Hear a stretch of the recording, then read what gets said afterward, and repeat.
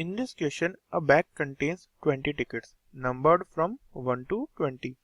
So 2 tickets are drawn without replacement.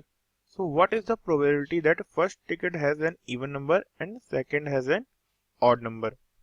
So we know कि जो 20 tickets हैं 1 to 20, उसमें हमारे पास क्या है, 10 है, even है, और जो लेफ्ट 10 है वो क्या है, इक्वल टू ऑड है. सो 20 में से 10 इवन है, 10 ऑड है. अब हमें क्या करना है, 2 tickets are drawn without replacement. The first ticket has an even number and second has an odd number. तो अगर फर्स्ट टिकट इवन नंबर होगा तो प्रोबेबिलिटी ऑफ फर्स्ट इवन क्या हो जाएगी, probability of first even is equal to out of 20 10 are even, so total probability is 10/20 means it is equal to half. अब हमें पता है कि फर्स्ट तो इवन हो चुका है.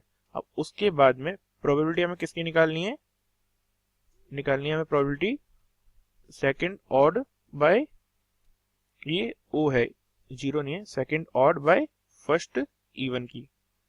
ये क्या है, conditional probability, means first even होने के बाद में सेकंड के ऑड होने की probability.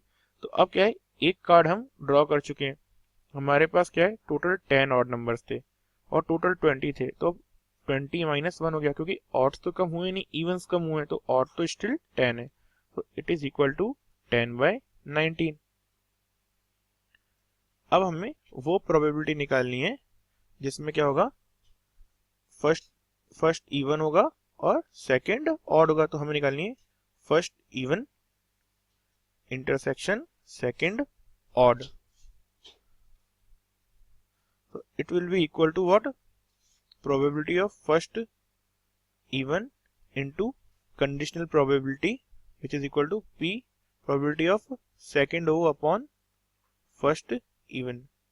So it will be equal to 1/2 into 10/19. So this is equal to 5/19. So जो final probability आई वो हमारी किसके equal I, it is equal to 5/19 and this is our answer.